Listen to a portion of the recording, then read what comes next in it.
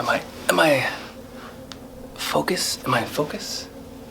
Focus on the face. Today I want to tell you about the number one thing you need to be effective as a parent.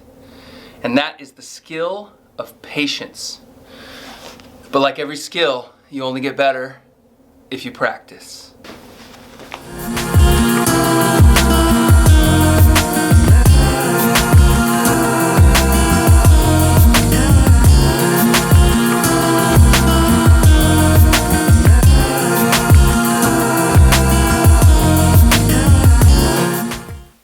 Getting to know somebody is like solving a puzzle, a jigsaw puzzle.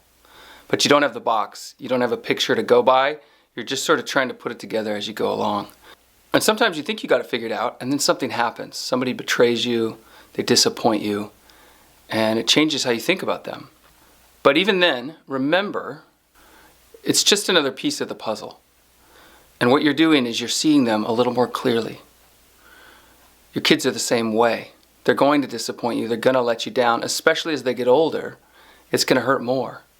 But even as it does, what it is that you're seeing them for who they really are, not who they used to be, and not even who they will be, but who they are now, so that you can learn how to help.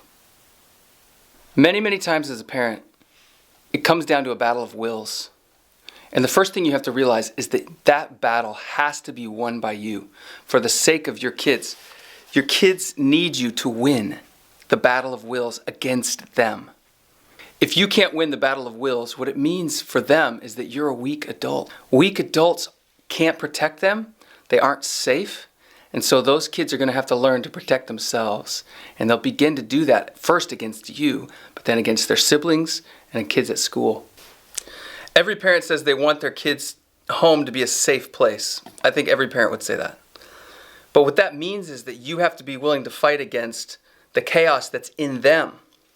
Because they're the ones bringing danger, right? Chaos into their own lives.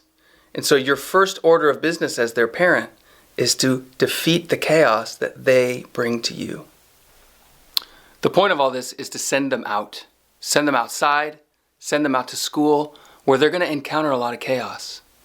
But what they do is they come home to a place that's safe, to a place they know they're okay, and they recharge, and they get strong, and they go out and do it again. So what are the skills? What are the skills you need to be patient? What are you going to practice to get better at this game called life? It's parenting, but it's also friendship and work, and patience. It's everywhere. Skill number one, your stress is their stress. You need to be the alpha dog for them, and they're going to follow your lead. When you're coming stressed out, even stressed out that they're misbehaving, it makes it worse, right? So their impulsive behavior plus your impulsive behavior makes an explosion. So you have to come into the situation, even as you see it and you want to react. That's the moment when you have to say, no. My stress is their stress. I come in calm and strong, and they will calm down and come under my authority, my leadership. Practice it, becoming aware. Skill number two, say yes when instead of no. If they want candy, say, yeah, you can have candy on Tuesday when we have candy. Saying yes when is way harder than you think. It works the first couple times when you're thinking of it, but it's a habit. And all this stuff, habits, skills, you have to practice them to get good at it. So when that urge comes that you say no to this, and you'll find yourself on the no train. Get off the no train and say, yeah, you can have that when your room is clean. Of course, yeah, you can have that after school. Yes, we can do that next month. You can delay things indefinitely, but what you're also doing is you're showing that you're calm, your plan is what's in control, and you're avoiding that battle, or at least you're choosing the battle. All right, third skill, and this is a big one. Set a limit and then give them room to make a choice. Here's what I mean. You say you need to clean your room, and they have that moment of negotiation, of arguing, of defiance, where they want to get out of it. Maybe they're just going to avoid the work and avoid the conflict and go sneak somewhere.